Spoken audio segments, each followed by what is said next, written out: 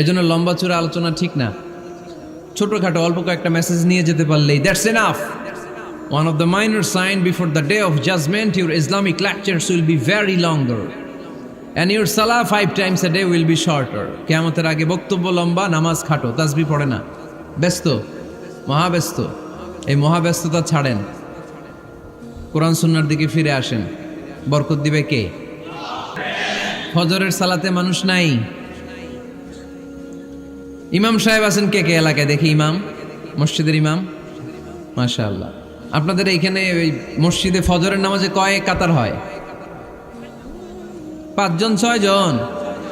কেনে এত কম? কেনে? হ্যাঁ, আসে না, আসতে চায় না লোকজন।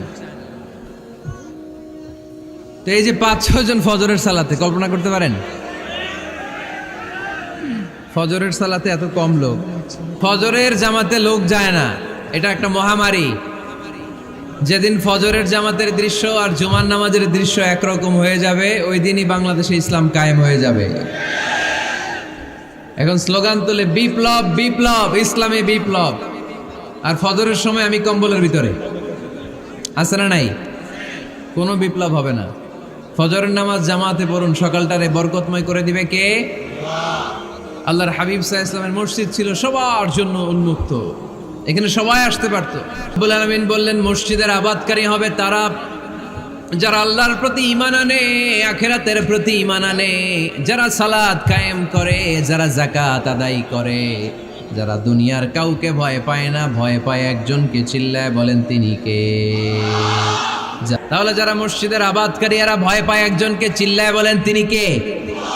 মসজিদের আবাদকারীদের প্রথম গুণ, তারা আল্লাহয় বিশ্বাস করে, তারা আখিরাতে বিশ্বাস করে, তারা সালাত কায়েম করে, তারা যাকাত আদায় করে, তারা আল্লাহ ছাড়া পৃথিবীর কাউরে ভয় পায় না। আল্লাহ বলেন ফাআসা উলাইকা আইয়াকুনু মিনাল মুহতাদিন, আশা করা যায় তারাই হলো হেদায়েতের রাস্তার উপরে আছে। ঠিক কি না? মসজিদকে ঝাড়ু দেয়া, মসজিদকে যারা পরিষ্কার করে তাদের হৃদয়ের যন্ত্রণা দূর করে দেয় কে? সাইয়েদনা ইব্রাহিম আলাইহিস সালাম এবং ইসমাঈল আলাইহিস সালামকে আল্লাহ তাআলা আদেশ করেছেন তাহহিরা বাইতিয়া লিত-তাইফিনা ওয়াল আকিফিনা ওয়ার রুকআই সুজুদ। হে ইব্রাহিম, ইসমাঈল, বাপ বেটা দুইজন মিলে মসজিদ ঝাড়ু দাও। এজন্য আমরা যেন আমাদের হৃদয়টাকে মসজিদের সাথে জুড়ে দেই, মসজিদের সাথে যেন সুসম্পর্ক থাকে। মসজিদ সবার, মসজিদ নিয়ে দলাদলি নাই। দলাদলি আছে অনেক জায়গায়, হানাফি মসজিদ, আহলে হাদিস মসজিদ, এরকম আমরা দেখি বা শুনি, এটা ঠিক না। হানাফি মসজিদ বলে কোনো কথা নাই, আহলে হাদিস মসজিদ বলে কোনো কথা নাই। মসজিদ সবার। ছোট্ট খাট্ট বিষয় নিয়ে মসজিদে মারামারি, একজন হাত তোলে আরেকজন তোলে না, কিলাকিলি আছে না নাই? একজন বলে জোরে আমিন, আরেকজন আস্তে আমিন, মারামারি আছে না নাই? এগুলো কি মারামারি করার কোনো বিষয়? কথা বলেন। সালাতে ফরজ আছে, ওয়াজিব আছে, সুন্নাহ আছে, খেয়াল করে বুঝবেন। ফরজ যদি নষ্ট হয় সালাত ভঙ্গ হয়, you have to repeat your সালাহ। ওয়াজিব নষ্ট হলে সালাত ভঙ্গ হয় না, নতুন করে পড়া লাগে না, সেজদায় সাহু দিলেই সালাত আদায় হয়ে যায়। আর সুন্নাহ নষ্ট হলে নামাজ নষ্ট হয় না, নতুন করে পড়াও লাগে না, সেজদাও লাগে না, নামাজ আদায় হয়ে যায়। সুন্নাহ নষ্ট হলে, এই যে হাত তোলা না তোলা, এটা সুন্নাহ। আমিন জোরে বলা না বলা, এটা কি? সুন্নাহ। যেটা কোনো কারণে কেউ না করলেও তার নামাজ কবুল করে নিবে কে? আর এই সব সুন্নত লয়ে আমাদের দেশে গিলাগিলি। মৌলভীবাজারে মাশাআল্লাহ এগুলা নাই, এখানেও আছে। এগুলার অবসান ঘটুক, আমরা চাই কি চাই না? আর কত এই ছোটখাটো বিষয় নিয়ে আমরা এই বিভেদের প্রাচীর আর দেয়ালকে উঁচু করবো আমাদের মাঝখানে? কবে আমরা ঐক্যের সিন্ডিকেট করব? কবে? আর কবে সাদা মনের মানুষ হব? কবে? আর কত? অনেক হয়েছে, আর না, এবার থামেন। বিভেদের প্রাচীরকে ভেঙে চুড়িয়ে দেন। ঐক্যের এমন সিন্ডিকেট করতে হবে যাতে কোনো অপশক্তি এই ঐক্যকে ভাঙতে না পারে, বানচাল করতে না পারে। চিল্লায় বলেন ঠিক কিনা? এজন্য মিউচুয়াল রেসপেক্টের দরকার, পারস্পরিক শ্রদ্ধাবোধ সব ক্ষেত্রে, রাজনীতিতে, সামাজিক অ্যাক্টিভিটিসে, আমাদের আলেম ওলামাদের মধ্যে পারস্পরিক শ্রদ্ধাবোধের দরকার, মিউচুয়াল রেসপেক্ট। কেউ কাউরে রেসপেক্ট করে না, আমি যেটা বুঝছি এটাই সব, বাকি সব হারাম, এরকম বলে না অনেকে? এরকম যেন না করি। তাহলে মসজিদ সবার, মসজিদ আল্লাহর হাবিব সাল্লাল্লাহু আলাইহি ওয়াসাল্লাম খ্রিস্টানদেরকে মসজিদে ঢুকতে দিয়েছেন, আর আমরা মুসলমান ভাইয়ের জন্য মসজিদে তালা ঝুলাই দেই, আছে না নাই? আল্লাহর হাবিব সাল্লাল্লাহু আলাইহি ওয়াসাল্লাম কোথাও গেলেই প্রথমে মসজিদ বানাতেন। কি বানাতেন? মসজিদ বানাতেন। মক্কা থেকে হিজরত করে মদিনায় আসলেন, কোবায় থাকলেন কয়েক সপ্তাহ। কোবা পল্লীতে তিনি মসজিদ বানালেন, মসজিদ কোবা। ওখানে প্রতি শনিবার কেউ যদি ওযু করে ওখানে যে 2 রাকাত নামাজ পড়ে, একটা কবুল উমরার সওয়াব আল্লাহ তাআলা তার আমলনামায় দিয়ে দেয়। মসজিদে কোবা বানালেন। তারপরে মদিনায় এসে মসজিদে নববী বানালেন আল্লাহর হাবিব সাল্লাল্লাহু আলাইহি ওয়াসাল্লাম, মসজিদে নববী। এটা ছিল আল্লাহ রাসূল সাল্লাল্লাহু আলাইহি ওয়াসাল্লামের বৈশিষ্ট্য। কোথাও গেলেই তিনি মসজিদ বানাতেন, মসজিদে নববী। হায়রে, এখন তো কত সুন্দর মসজিদ আমরা দেখি, আমরা যে সালাত পড়ি। আল্লাহর হাবিব সাল্লাল্লাহু আলাইহি সাল্লামের সময় মসজিদে নববী কি এরকম ছিল? কথা বলেন। ফ্লোর ছিল বালুর ফ্লোর। কিসের ফ্লোর? আমাদের মসজিদের ফ্লোর কিসের? টাইলস। আর আল্লাহ রাসূল সাল্লাল্লাহু আলাইহি ওয়াসাল্লামের মসজিদে নববীর ফ্লোর কিসের? কথা বলে না। তো আওয়াজ করে উত্তর দেন না কেন? কষ্ট হচ্ছে? দুপুরে খাইছেন না সবাই? কেন খান নাই কেন? রোজা রাখছিলেন? হ্যাঁ, ফজর বাদে আইছি। আচ্ছা ঠিক আছে, ঠিক আছে। আচ্ছা আচ্ছা, সাউন্ড নাই, কথা শোনা যায় না? তো এটা শুনলা কেমনে? জিজ্ঞেস করলাম কথা শোনা যায় না, কয় না। তো এটা শুনলা কি করে? মানে অল্প শোনা যায়, তাই তো? একটু পরে আমার বিদায় ঘন্টা বাজবে, আমি চলে যাব। তোমরা ডিস্টার্ব করতে করতে আমার সময় শেষ। তোমরা ডিস্টার্ব করলে তোমাদের লস। আমি আমার টাইমের 1 মিনিটে বেশি যেতে পারবো না, কারণ এখানে আসরের সালাতের আজান শুরু হয়ে যাবে, এরপরে কোনো কথা নেই। আর বক্তব্য লম্বা করা এটা বেদাত। এই বেদাতকে আমি সুন্নাতের মধ্যে আনতে চাচ্ছি। একটা সময়ে একেবারে কমায় নিয়ে আসবো। এত প্রোগ্রামও আমি করতে চাই না। আমি ঘোষণা দিয়েছি আগামী বছর সারা বাংলাদেশ আমার প্রোগ্রাম হবে 50টা। কয়টা? 50টা। এরপরের বছর 30টা, এরপরের বছর 20টা। বিভাগীয় প্রোগ্রাম করলেই চলবে আমার। এক এক বিভাগে যে 2 দিন 3 দিন খালাস। এত দরকার না, এত লম্বা চূড়ার বক্তব্যের দরকার নেই। আধা ঘন্টা চুপ করে শুনেন, কয়েকটা মেসেজ ড্রপ করি। Take it with you to your home, then practice and apply in the society. নিয়ে যান, আমল করেন, সমাজে কাজে লাগান। সমাজটা আলোকিত করে দিবে কে? খুতাবুকুম তাওয়িলা সালাওয়াতুকুম কাসীরা। আল্লাহর হাবিব সাল্লাল্লাহু আলাইহি ওয়াসাল্লাম বললেন, কিয়ামতের একটা আলামত, কিয়ামতের আগে তোমাদের বক্তব্য হয়ে যাবে লম্বা, সালাত হয়ে যাবে খাটো। সালাতের পরে তাসবিহ পড়তে চায় না লোকজন, ব্যস্ত, মহা ব্যস্ত, সুপার বিজি। কোত্থেকে আসলে এই ব্যস্ততা? আপনি রবের সাথে মুনাজাত, না যাই ইউনাজি মুনাজাত, আপনার রবের সাথে একাকী নীরবে কথা বলতে মনে চায় না আপনার? তা তো তাড়াহুড়ো কিসে?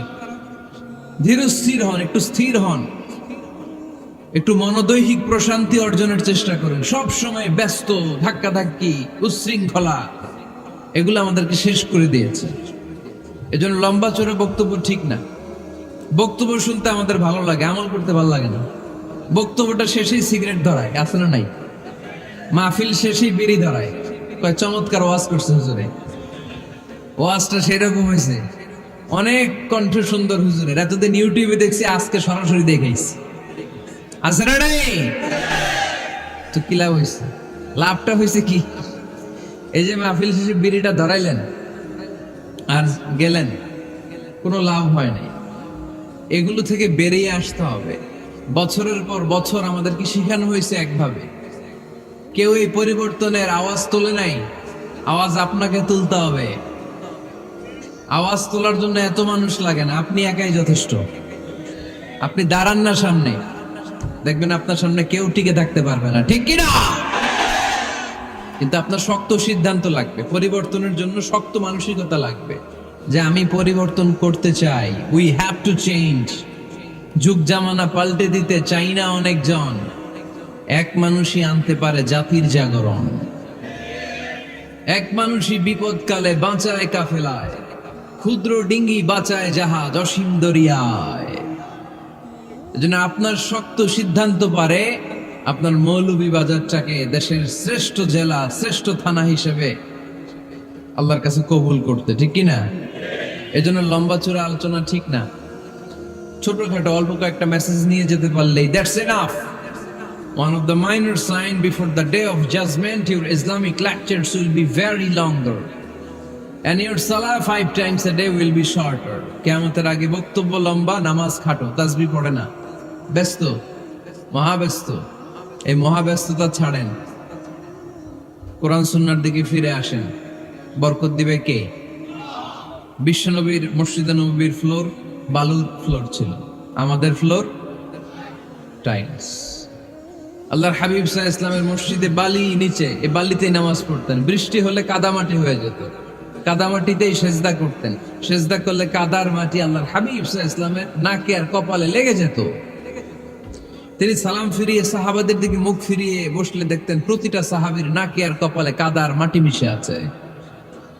তার মানে প্রিয় নবী সাল্লাল্লাহু আলাইহি ওয়াসাল্লামের মসজিদে নববী ছিল কাঁচা, কিন্তু মুসল্লি ছিল পাকা। আমাদের মসজিদগুলা হয়েছে পাকা, কিন্তু মুসল্লি কাঁচা, ঠিক কিনা? ফজরের সালাতে মানুষ নাই। ইমাম সাহেব আছেন কে কে এলাকায়? দেখি ইমাম, মসজিদের ইমাম, মাশাআল্লাহ। আপনাদের এইখানে ওই মসজিদে ফজরের নামাজে কয় কাতার হয়? 5 জন 6 জন? কেনে এত কম? কেনে? হ্যাঁ, আসে না, আসতে চায় না লোকজন। তো এই যে 5-6 জন ফজরের সালাতে, কল্পনা করতে পারেন ফজরের সালাতে এত কম লোক? ফজরের জামাতে লোক যায় না, এটা একটা মহামারী। যেদিন ফজরের জামাতের দৃশ্য আর জুমার নামাজের দৃশ্য একরকম হয়ে যাবে, ওই দিনই বাংলাদেশে ইসলাম কায়েম হয়ে যাবে। এখন স্লোগান তোলে বিপ্লব বিপ্লব, ইসলামী বিপ্লব। আর ফজরের সময় আমি কম্বলের ভিতরে, আছে না নাই? কোনো বিপ্লব হবে না। ফজরের নামাজ জামাতে পড়ুন, সকালটারে বরকতময় করে দিবে কে? আল্লাহর হাবিব সাল্লাল্লাহু আলাইহি ওয়াসাল্লামের মসজিদ ছিল সবার জন্য উন্মুক্ত, এখানে সবাই আসতে পারত। এজন্য মসজিদ হবে সবার। আমরা মসজিদের আবাদকারী হতে চাই। রব্বুল আলামিন বললেন মসজিদের আবাদকারী হবে তারা যারা আল্লাহর প্রতি ঈমান আনে, আখিরাতের প্রতি ঈমান আনে, যারা সালাত কায়েম করে, যারা যাকাত আদায় করে, যারা দুনিয়ার কাউকে ভয় পায় না, ভয় পায় একজনকে। চিল্লায় বলেন তিনি কে? তাহলে যারা মসজিদের আবাদকারী এরা ভয় পায় একজনকে, চিল্লায় বলেন তিনি কে? মসজিদের আবাদকারীদের প্রথম গুণ, তারা আল্লাহ বিশ্বাস করে, তারা আখিরাতে বিশ্বাস করে, তারা সালাত কায়েম করে, তারা যাকাত আদায় করে, তারা আল্লাহ ছাড়া পৃথিবীর কাউরে ভয় পায় না। আল্লাহ বলেন ফাআসা উলাইকা আইয়াকুনু মিনাল মুহতাদিন, আশা করা যায় তারাই হলো হেদায়েতের রাস্তার উপরে আছে, ঠিক কি না? তারাই মসজিদের আবাদকারী, যারা মসজিদে যায়, সালাত আদায় করে। এখন মসজিদের আবাদকারী আপনি হতে চান, আপনি মসজিদে যান না, আপনি আবাদকারী হতে পারবেন? মসজিদের অনেক সভাপতি আছে, মসজিদে যায় না, আছে না নাই? মৌলভীবাজারে এই সমস্যা বোধহয় নাই। মসজিদের সেক্রেটারি মসজিদে যায় না, আছে না নাই? তাহলে হইলো, এটা হইলো, এটা মেনে নেওয়া যায়? এজন্য সভাপতি সাহেব, আপনি কষ্ট করে মসজিদ বানিয়েছেন, মসজিদে যাবেন। সভাপতি সাহেব, আপনি মসজিদে যাবেন। সেক্রেটারি সাহেব, আপনি মসজিদে যাবেন। তাহলে আপনি সঠিক মসজিদের আবাদকারী হবেন, ঠিক কিনা? আমরা মসজিদের আবাদকারী হতে চাই, ইনশাআল্লাহ। পড়েন উমরানুল মাসাজিদ। মসজিদের আবাদ কি করে করতে হয়? মসজিদ আবাদ করার 1 নাম্বার মাধ্যম হচ্ছে মসজিদ নির্মাণ করা। কি করা? নির্মাণ করা। খেয়াল করবেন, আল্লাহর হাবিব সাল্লাল্লাহু আলাইহি ওয়াসাল্লাম বলেছেন মান বানা মসজিদান মিন মালিহি ফিদ দুনিয়া বানাল্লাহু লাহু বাইতান ফিল জান্নাহ। যে ব্যক্তি নিজের পকেটের টাকা খরচ করে দুনিয়াতে মসজিদ বানায়, আল্লাহ তাআলা তার জন্য জান্নাতে ঘর বানায়। 60টা জিনিস মানুষ মরে যাওয়ার পরে তার কবরে পৌঁছতে থাকে।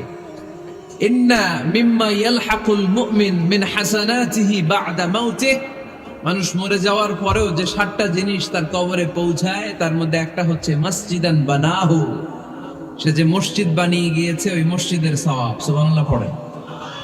আপনি টাকা দিয়ে মসজিদ বানিয়ে দিলেন, ওই মসজিদে মুসল্লিরা নামাজ পড়ে, রোজাদাররা এসে ওখানে ইফতার খায়, তাহাজ্জুদ আদায়কারীরা তাহাজ্জুদ পড়ে, তাদের সওয়াবের কমতি হবে না, কিন্তু তাদের সওয়াবের একটা পার্সেন্টেজ সওয়াব যে ব্যক্তি মসজিদ বানালো তার আমলনামায় আল্লাহ ঢুকিয়ে দেয়। এজন্য বেশি বেশি মসজিদ বানাতে রাজি আছেন তো? তাহলে মসজিদ আবাদ করার প্রথম মাধ্যম হচ্ছে মসজিদ বানানো। 2 নম্বর মাধ্যম হচ্ছে মসজিদে যে জামাতে সালাত আদায় করা। জামাতে সালাতুল জামাআ তাফদুলু সালাতাল ফাযযি বি27 দারাজা। ঘরে নামাজ পড়লে একা একা পড়লে যেই সওয়াব, জামাতে পড়লে 27 গুণ বেশি সওয়াব। সুবহানাল্লাহ বলতে পারলেন না? আল্লাহু আকবার। কি সুন্দর লিখেছেন কাজী নজরুল ইসলাম। মসজিদ কেমন যেন মসজিদ তার নিজের ভাষায় আল্লাহর কাছে কেঁদে কেঁদে ফরিয়াদ জানায়, আল্লাহ নামাজিরা আমার ঘরে আসে না, কি সুন্দর টাইলস, কি সুন্দর মুসল্লা, কি সুন্দর এয়ার কন্ডিশন সব আছে, কিন্তু মুসল্লি নাই, ঠিক কিনা? মসজিদগুলো আল্লাহর কাছে ফরিয়াদ জানায়। এজন্য আমরা যেন মসজিদমুখী হই। কি মুখী? আওয়াজ করে বলতে হবে, কি মুখী? মসজিদমুখী। তাহলে মসজিদ আবাদের 1 নাম্বার পদ্ধতি মসজিদ বানানো, 2 নাম্বার মসজিদে বেশি বেশি যে জামাতে সালাত আদায় করা, 3 নম্বরে মসজিদের সাথে সম্পর্ক জুড়ে দেওয়া, হৃদয়টা যেন সবসময় মসজিদের সাথে লেগে থাকে। আল্লাহর হাবিব সাল্লাল্লাহু আলাইহি ওয়াসাল্লাম বললেন, সাবআতুন ইউযিল্লুহুমুল্লাহু ফি যিল্লি ইয়াওমা লা যিল্লা ইল্লা যিল্লু। 7 শ্রেণীর ব্যক্তিকে আল্লাহ তাআলা কিয়ামতের দিন আরশের নিচে ছায়া দিবে, যেদিন আল্লাহর আরশের ছায়া ছাড়া কোনো ছায়া পৃথিবীতে থাকবে না। সেই দিনটা কি এই দিনের মতো? কিয়ামতের দিনটা আজকের এই দিনের মতো হবে? 50,000 বছর হবে। এটা লেন্থ, এটা ডিউরেশন।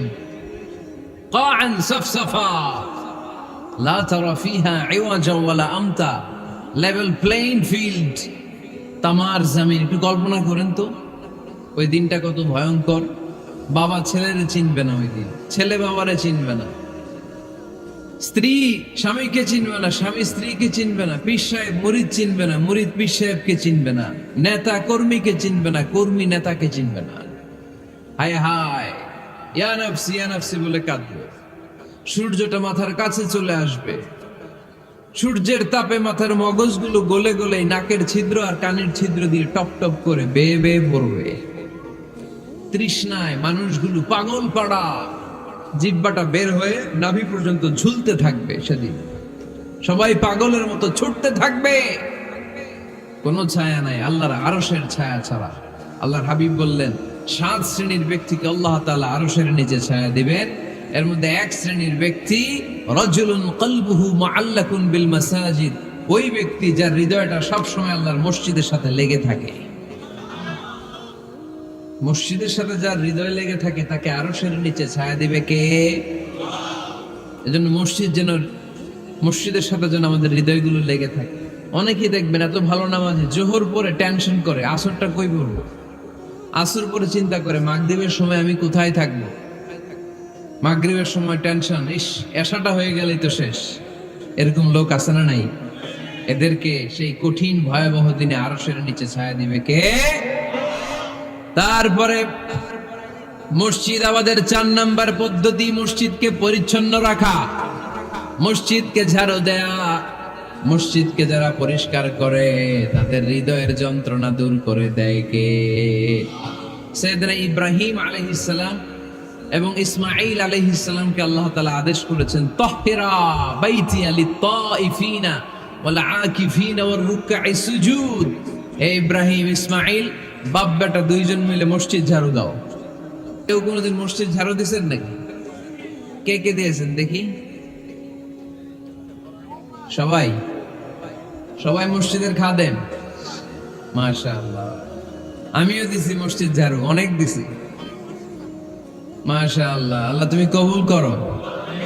যাদের হৃদয়ে বড় জ্বালা, ফ্যামিলিতে সুখ নাই, শান্তি নাই, তারা হৃদয়ে প্রশান্তি আনতে চাইলে এতিমখানায় যাবেন, এতিমের মাথায় হাত বুলিয়ে দিবেন, এতিমের মুখে খাবার তুলে দিবেন, আপনার হৃদয়টারে নরম করে দিবে কে? আল্লাহর ঘর মসজিদে যাবেন, নিজ হাতে মসজিদটার একটু পরিষ্কার করে দিবেন, আপনার জীবনটারে উজালা করে দিবে কে? তাহলে এগুলো করার মাধ্যমে আমরা মসজিদের আবাদ করতে চাই। আমরা মসজিদের আবাদকারী হতে চাই কি চাই না? আল্লাহর ঘর মসজিদ আবাদ করার মতো শ্রেষ্ঠ কাজ পৃথিবীতে হতে পারে না। এই মসজিদের কিছু আদব আছে, আল্লাহ রাসূল সাল্লাল্লাহু আলাইহি ওয়াসাল্লাম বলেছেন এই আদবগুলো মেনটেন করে যেন আল্লাহর ঘর মসজিদের সাথে আমরা ব্যবহার করি। মসজিদের 1 নম্বর আদব হচ্ছে মসজিদে ওযুর সাথে প্রবেশ করা। কিসের সাথে? ওযু করে পরিচ্ছন্ন হয়ে মসজিদে প্রবেশ করা। এজন্য অপবিত্র অবস্থায় গোসল ফরজ, এরকম অবস্থায় মসজিদে ঢোকা যাবে? কথা বলেন, ঢোকা যায়? যেই নারীদের মাসিক চলতেছে, মেনস্ট্রুয়েশনাল পিরিয়ড চলতেছে, ওই নারীদের পক্ষে মসজিদে ঢোকা জায়েজ আছে? নাই। তাহলে এটা হলো 1 নম্বর আদব। মসজিদে ঢোকার সময় কি করে ঢুকবো? ওযু করে। আওয়াজ করে বলেন, কি করে ঢুকবো? ওযু করে। 2 নম্বর আদব হচ্ছে মসজিদে যাওয়ার সময় সবচেয়ে ভালো জামাটা পরে যাবে, সবচেয়ে ভালো পাঞ্জাবিটা পরে যাবে। জানতো আপনারা? না সবচেয়ে সিরাটা পরে যাবে? হ্যাঁ, অনেকের নামাজের জন্য একটা পুরান জামা আছে, সিরা পাড়া, এদিকে হাত উঠাইলে দিতে দেখা যায়, আছে না নাই? সবচেয়ে সিরা পাড়াটা রাখে নামাজের জন্য, কপাল পোড়া। আর সুন্নাতে খাতনার অনুষ্ঠানে গেলে মাশাআল্লাহ লেহেঙ্গা গায়ে দিয়ে যায়, আছে না নাই? না, আপনি ইবাদতের জন্য সবচেয়ে সুন্দর জামাটা রাখবেন। এজন্য রব্বুল আলামিন বলেন, ইয়া বানি আদম খুযু জিনাতাকুম ইনদা কুল্লি মসজিদ। ও বনি আদম, তুমি যখন আল্লাহর ঘর মসজিদে ঢুকবা, ও বনি আদম, তুমি যখন নামাজের মুসল্লায় দাঁড়াবা, তোমার সবচাইতে দামি, সবচাইতে সুন্দর জামাটা গায়ে দিয়ে তুমি নামাজে দাঁড়াও। ঠিক কি না? তাহলে এখন মসজিদে যাওয়ার সময় কি গায়ে দিয়ে যাবেন বলেন? খিতা করবেন? হ্যাঁ, মাশাআল্লাহ। হ্যাঁ, সবচেয়ে ভালো কাপড়টা আয়রন করে পারফিউম মেখে তারপরে আমরা যাব। রাজি আছেন তো? 3 নম্বর আদব হচ্ছে মসজিদে ঢোকার সময় বাম পা দিয়ে ঢুকতে হয়।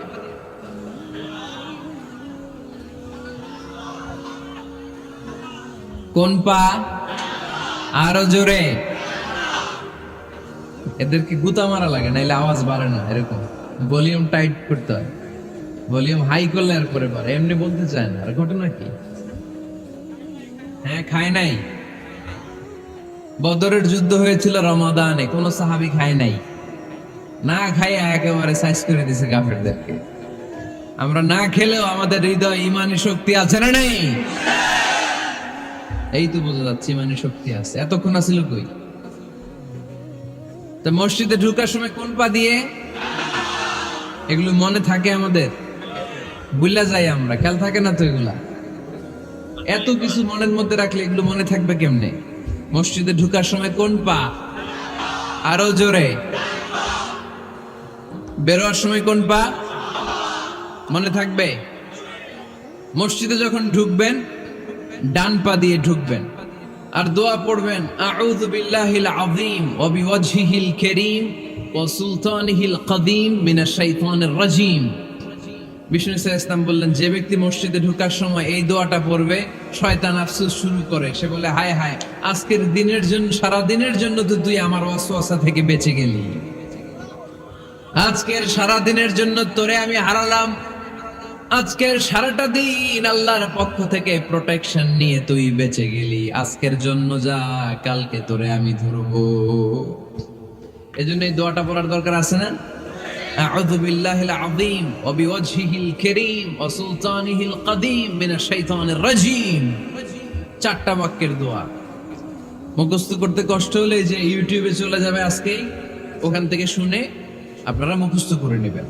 এই দোয়াটা পড়বেন, তাহলে ওই দিনের জন্য শয়তানের ওয়াসওয়াসা, টেম্পটেশন, প্রভোকেশন থেকে আপনি আল্লাহ তাআলার প্রোটেকশনে চলে গেলেন। সুবহানাল্লাহ পড়েন। তারপর আল্লাহর হাবিব বললেন, ঢোকার আগে আমারে সালাম দাও। পড়বেন, আসসালামু আলাইকা আইয়ুহান নাবিয়্যু ওয়া রাহমাতুল্লাহি ওয়া বারাকাত। এই 2টা জিনিস যখন করে ফেললেন, তখন ডান পা দিয়ে পড়বেন, আল্লাহুম্মা আফতাহ আলী আবওয়াবা রাহমাতিক। সুবহানাল্লাহ পড়েন। আল্লাহুম্মা ইফতাহ লি, ও আল্লাহ আমার জন্য তুমি খুলে দাও আবওয়াবা রাহমাতিক, তোমার রহমতের দরজা। তার মানে মসজিদে ঢুকলে রহমত পাওয়া যায় কি যায় না? মসজিদে ঢুকলে পাওয়া যায় রহমত। মসজিদের বাইরে রহমতের কথা আল্লাহ বলে নাই, মসজিদের ভিতরে রহমত। কোথায় রহমত? কোথায়? মসজিদের ভিতরে রহমত আছে না? তার প্রমাণ মসজিদে ঢুকলেই শান্তি লাগে কেমন জানি, আর ঘুমে ধরে। মসজিদে ঘুমাইছেন কারা কারা দেখি? সবাই ঘুমাইছেন? আরে আমি কত ঘুমাইছি। জুমার নামাজের সময় যে কি ঘুম আসে, আসে আসে। কমন পড়ছে? একেবারে কমন পড়ে গেছে। ঘুম আসে কারণ রহমত, রহমতের ঝিরি ঝিরি বাড়ি ধারা আল্লাহ তাআলা আরশের উপর থেকে নাজিল করতে থাকে। আর এই রহমতের কারণে হৃদয়টা প্রশান্ত হয়ে যায়, অনেকের ঘুমও চলে আসে। ঠিক কি না? এজন্য আল্লাহুম্মা ইফতাহ লি আবওয়াবা রাহমাতিক, ও আল্লাহ তোমার রহমতের দরজাগুলো আমার জন্য খুলে দাও। এই দোয়া পড়লে রহমতের দরজা খুলে দেয় কে? আবার মসজিদ থেকে যখন বের হবেন তখন কোন পা দিয়ে? জোরে বলেন। বাম পা দিয়ে কি পড়বেন? আল্লাহুম্মা ইন্নী আসআলুকা মিন ফাদলিক, ও আল্লাহ তোমার কাছে আমি তোমার পক্ষ থেকে ফদল চাই, মানে রিজিক চাই। রিজিক দেওয়ার মালিক কে?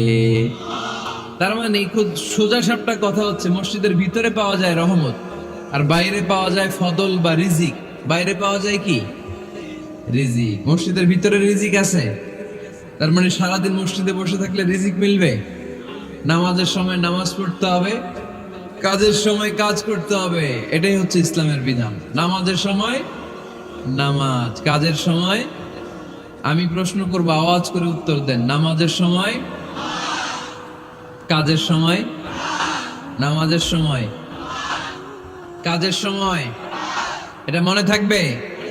এজন্য আল্লাহ বললেন ফাইদা কুদিয়াতিস সালাতু ফান্তাশিরু ফিল আরদি ওয়াবতাগু মিন ফাদলিল্লাহ। যখন তোমাদের সালাত শেষ হয়ে যায়, আল্লাহর রিজিক অন্বেষণের জন্য আল্লাহর জমিনে তোমরা ছড়িয়ে যাও। নামাজের সময় আসবেন, নামাজ শেষ বের হয়ে যান। ফান্তাশিরু ফিল আরদ, জমিনে ছড়িয়ে পড়ো। নামাজ শেষ, চেয়ারম্যান সাহেব চলে যাবে ইউনিয়ন পরিষদের ভিতরে, ছাত্ররা চলে যাবে হাই স্কুলে, মেম্বার অফ দ্য পার্লামেন্ট চলে যাবে সংসদে, সেনাবাহিনীর লোকেরা চলে যাবে ক্যান্টনমেন্টে, ব্যবসায়ীরা চলে যাবে তাদের বাজারে, সিএনজি ওয়ালারা সিএনজি নিয়ে ব্যবসা শুরু করবে, রাস্তায় নেমে যাবে, চিল্লায় বলেন ঠিক কিনা? এটাই ইসলামের বিধান। নামাজের সময় নামাজ, কাজের সময়। আচ্ছা, তাহলে প্রথম সুন্নাত পেলাম, পবিত্র হয়ে ঢুকবো, ভালো জামা পরে ঢুকবো 2 নাম্বার। 3 নাম্বার, ঢুকার সময় কোন পা? বের হওয়ার সময়। 4 নাম্বার, মসজিদে ঢুকে 2 রাকাত। মসজিদে ঢুকে কয় রাকাত পড়েন আপনারা? তাহিয়াতুল মসজিদ। মসজিদে আপনি ওয়েলকাম জানাবেন, ঢুকেই 2 রাকাত পড়বেন, ওযু করলেই 2 রাকাত। আল্লাহর হাবিব সাল্লাল্লাহু আলাইহি ওয়াসাল্লাম মসজিদে নববীতে জুমার খুতবা দিচ্ছেন। খুতবা চলাকালীন সময়ে এক সাহাবী এসে মসজিদের মধ্যে বসে পড়লেন। আল্লাহর হাবিব সাল্লাল্লাহু আলাইহি ওয়াসাল্লাম সাহাবীরে বললেন দাঁড়াও। সাহাবী দাঁড়ালেন। আল্লাহর নবী জিজ্ঞেস করলেন কেন বসে পড়লা, 2 রাকাত পড়ছো নাকি? সাহাবী বলে পড়ি নাই। বিশ্বনবী বললেন তাহলে তাড়াতাড়ি 2 রাকাত নামাজ পড়ে বসে যাও। সুবহানাল্লাহ পড়ো। 2 রাকাত পড়ো নাই তো পড়ো, দাঁড়াও, তারপরে বসো। দেখেন খুতবা চলাকালীন সময়ে আমাদের খতিবরা কখনো খুতবা থামায়? কথা বুঝেন নাই? জুমার খুতবা আপনারা শুনেন না? খুতবা চলতেছে, ওই মুহূর্তে ইমাম সাহেবরা কখনো খুতবা থামায়? মাঝখানে কোনো ঝামেলা হইলে থামায় না। প্রথম খুতবা শেষ, বসে তারপরে দ্বিতীয় খুতবা। খুতবার মাঝখানে কোনো থামাথামি নাই। কিন্তু আল্লাহর হাবিব সাল্লাল্লাহু আলাইহি সাল্লাম কেমন খতিব ছিলেন দেখেন। আল্লাহর হাবিব সাল্লাল্লাহু আলাইহি সাল্লামের খুতবা দেওয়ার স্টাইল এন্ড অ্যাটিটিউড এবং আমাদের খুতবা দেওয়ার স্টাইল এন্ড অ্যাটিটিউড, আল্লাহ রাসূল সাল্লাল্লাহু আলাইহি সাল্লামেরটা কত প্রাণবন্ত ছিল। আল্লাহ রাসূল সাল্লাল্লাহু আলাইহি সাল্লাম সোসাইটি ওরিয়েন্টেড একজন পার্সোনালিটি ছিলেন, সমাজের মানুষ কেন্দ্রিক, খুব সামাজিক ছিলেন আল্লাহ রাসূল সাল্লাল্লাহু আলাইহি সাল্লাম। তিনি দেখলেন একজন বসে পড়ছে, উনি খুতবা থামায় দিলেন। জুমার খুতবা থামায় বললেন, এই নামাজ পড়ছো না, পড়ো 2 রাকাত পড়ো। আবার খুতবা শুরু করলেন। সুবহানাল্লাহ পড়বেন না? একবার তিনি খুতবা দিচ্ছেন, দেখলেন আল্লাহ রাসূল সাল্লাল্লাহু আলাইহি ওয়াসাল্লামের 2 জন নাতি হাসান আর হুসাইন রাদিয়াল্লাহু তাআলা আনহুমা, ছোট্ট মানুষ, কাতারের ভিতরে ঢুকে কোন সাহাবী টুপি টান দেয়, কারো পাগড়ি ধরে টান দেয়, একজন এদিকে দৌড় দেয়, আরেকজন ওদিকে দৌড় দেয়। মসজিদে একটা ডিস্টার্ব হচ্ছে। আল্লাহর হাবিব সাল্লাল্লাহু আলাইহি ওয়াসাল্লাম খুতবা থামিয়ে দিলেন, মিম্বার থেকে নেমে আসলেন, 2 নাতিকে 2 হাতে ধরলেন, ধরে আস্তে করে জান্নাতের এই 2 সর্দারকে নিয়ে মিম্বারের উপরে দাঁড়ালেন। এই হাতে এই নাতি, ওই হাতে আরেক নাতি। এরপর দাঁড়িয়ে দাঁড়িয়ে তিনি বাকি খুতবা দিলেন। পড়েন সুবহানাল্লাহ।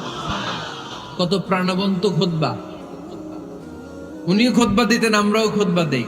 আল্লাহর হাবিব সাল্লাল্লাহু আলাইহি ওয়াসাল্লাম খুতবা দিচ্ছেন, এক সাহাবী এসে বলল, ইয়া রাসূলুল্লাহ, মদিনায় দুর্ভিক্ষ, বৃষ্টি নাই, আপনি বৃষ্টির দোয়া করেন। রাসূল সাল্লাল্লাহু আলাইহি ওয়াসাল্লাম খুতবা থামায় দিলেন, থামায় দিয়ে দোয়া শুরু করলেন। আল্লাহুম্মা আসকিনা গাইসান মুগীসান মারিআন মুরিআন নাফিআন গায়রা দার আজিলান গায়রা আজল।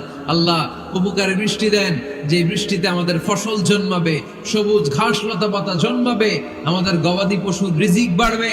এরকম উপকারী বৃষ্টি আমাদেরকে দিয়ে মদিনাটারে ধন্য করে দেন। বৃষ্টি শুরু হলো। জুমাবার বৃষ্টি, শনি রবি সোম মঙ্গল বুধ বৃহস্পতি শুক্র, টানা 7 দিন বৃষ্টি। এবার বৃষ্টির চোটে মদিনায় বন্যা হয়ে গেছে।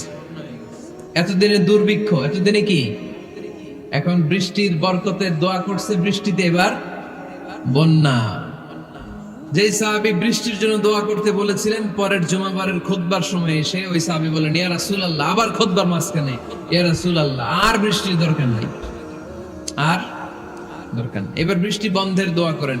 আল্লাহর হাবিব সাল্লাল্লাহু আলাইহি ওয়াসাল্লাম খুতবা থামিয়ে আবার বন্ধের দোয়া, আল্লাহুম্মা হাওয়ালাইনা ওয়ালা আলাইনা, হে আল্লাহ, আমাদের চারিদিকে দেন, মদিনাতে আর বৃষ্টির দরকার নাই। চিল্লায় পড়েন সুবহানাল্লাহ। এজন্য খতিব হবে এরকম প্রাণবন্ত খতিব।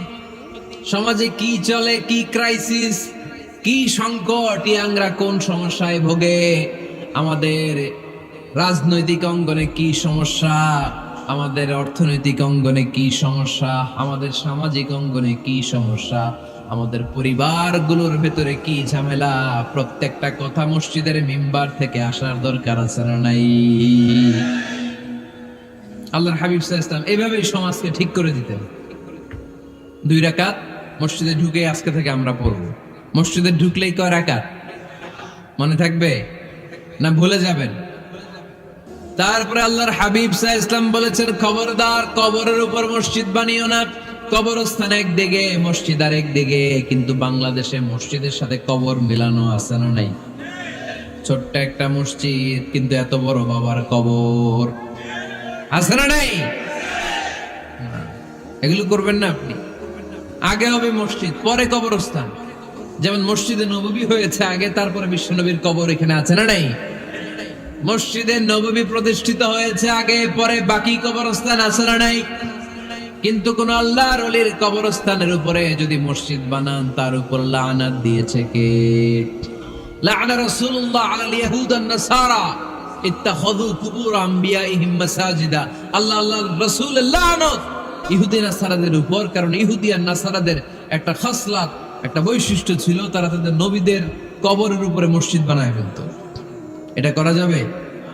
এজন্য এলাকায় এলাকায় এই ঝামেলা, কবর আর মসজিদ হবে আলাদা।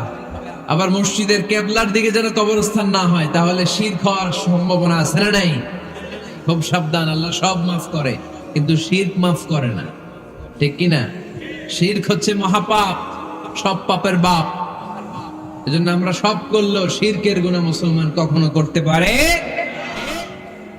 এরপর আল্লাহর হাবিব বললেন, মসজিদকে পরিষ্কার পরিচ্ছন্ন রাখো, এটাও মসজিদের আদব। মসজিদে আতর লাগিয়ে দেন, বাখুর জ্বালিয়ে দেন। আপনাদের এই এলাকার মধ্যে তো বাখুরের অভাব নাই, আগরের অভাব নাই, ঠিক কিনা? গতকাল প্রোগ্রাম ছিল কই? সুজানগর, আগরের রাজধানী। আগর চিনেননি আপনারা? হ্যাঁ, এই যে দেহনেল উদ পারফিউম, আপনাদের এই যে মাহাতাব সাহেবের আল হারামাইন, এরপরে যে আজমল কোম্পানি, এও আপনাদের এই মৌলভীবাজার এলাকার। এরকম অনেক কোম্পানি আছে দুবাই ভিত্তিক, গোটা বিশ্বে ওনারা ব্র্যান্ডিং করেছে। এগুলোর র ম্যাটেরিয়াল, কাঁচামাল যায় হচ্ছে আপনাদের মৌলভীবাজার থেকে। সম্মানিত ভাইয়েরা, মসজিদ পরিষ্কার পরিচ্ছন্ন রাখবেন, এই বাখুর জ্বালাবেন, দেহিনুল উদ এই পারফিউম গুলো ছড়িয়ে দিবেন। মসজিদের মধ্যে অনেক মসজিদের দুর্গন্ধ আছে না নাই? এই কার্পেটের মধ্যে ময়লা, পরিষ্কার করেন।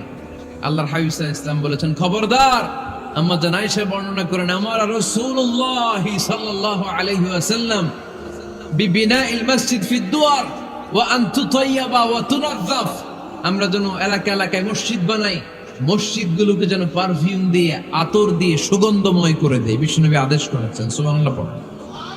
এজন্য কোনো অপরিচ্ছন্ন মসজিদ থাকতে পারবে না। মসজিদের পাশ দিয়ে গেলে আতরের ঘ্রাণে আমোদ হয়ে লোকজন যেন বুঝতে পারে এটা আল্লাহর ঘর, মসজিদ। চিল্লায় বলেন ঠিক কিনা? এরপরে আল্লাহর হাবিব সাল্লাল্লাহু আলাইহি ওয়াসাল্লাম বলেছেন, মসজিদের আরেকটা আদব হলো মসজিদকে অতিমাত্রায় ডিজাইন না করা। বেশি ডিজাইন করা যাবে না। এমন ডিজাইন করা যাবে না যে এটা মসজিদ বোঝাই যায় না। এত লাইটিং ফাইটিং করে, এটা কি মসজিদ না কমিউনিটি সেন্টার বোঝাই যায় না। আছে না নাই? আছে। এরকম যেন আমরা না করি সম্মানিত ভাইয়েরা। বিশেষ করে মসজিদের সামনের দেয়ালে। কোন দেয়ালে? সামনের দেয়ালটা কেবলার দিকে যেই দেয়াল, এই দেয়ালটা হতে হবে ফ্রেশ, যাতে করে মানুষের দৃষ্টি আকর্ষণ না করে। প্রায় মসজিদের দেয়ালের মাঝখানে দেখবেন আপনি ক্যালেন্ডার ঝুলায় রাখে, আছে না নাই? মৌলভীবাজারের কি অবস্থা? খিতা খবর আছে? তো এই যে ক্যালেন্ডার ঝুলায় রাখে, ওইখানে দেখবেন বিভিন্ন মসজিদের ছবি, এতিমখানার ছবি, মানুষের ছবি। তো মানুষ নামাজও পড়ে আবার ওগুলোও তাকায়, আছে না নাই? প্রথম কাতারে পরে ওইখানে কি লেখা, এগুলো পরে তার ডিস্টার্ব হচ্ছে না? এই মুসল্লির দৃষ্টি যাতে অন্যদিকে না যায়, এটা খেয়াল রাখতে হবে। যদি পারা যায়, মসজিদের সামনে কোনো ঘড়ি টড়ি চলবে না। ঘড়ি মসজিদের পেছনের দেয়ালে, সময়সূচি পেছনের দেয়ালে, সব পেছনে। সময় কয়টা বাজে ওটা ইমাম দেখলেই চলবে, ইমাম এভাবে দেখে নিবে, আপনারাও দেখে নিবেন। কিন্তু সামনের দেয়ালটা যত সিম্পল করা যায়। আল্লাহর হাবিব সাল্লাল্লাহু আলাইহি ওয়াসাল্লাম নামাজ পড়া অবস্থায় সামনে এমন কিছু রাখতেন না যেটার দ্বারা আল্লাহর হাবিব সাল্লাল্লাহু আলাইহি ওয়াসাল্লামের সালাতে মনোযোগ অন্যদিকে চলে যায়। আমরা যখন সালাত পড়ি, যদি অন্যদিকে তাকাই, ফেরেশতার মাধ্যমে আল্লাহ একটা ডাক দেয়, বলে আকবিল, এই বান্দা ফিরে আয়, তোর নজর থাকা দরকার সিজদার জায়গায়, ফিরে আয়। আপনি আবার যখন অন্যদিকে তাকান, আল্লাহ বলে ফিরে আয়, সিজদার দিকে তাকা। আপনি আবার যখন ঘড়ির দিকে তাকান, আল্লাহ বলে আকবিল, ফিরে আয়, সিজদার দিকে তাকা। আপনি যখন আবার অন্যদিকে তাকান, তখন আল্লাহ বলে লা হাজাতা লি ইলা সালাতিক, তোর এই নামাজের দরকার আমার নাই। নাউজুবিল্লাহ পড়বেন না? তোর এই নামাজের দরকার আমার নাই। অজু করে কষ্ট করে যাকে খুশি করার জন্য আপনি সালাতে দাঁড়ালেন, উনি যদি বলে এই নামাজের দরকার নাই, তা কার জন্য নামাজ পড়লেন আপনি? কথা কি বুঝতে পেরেছেন?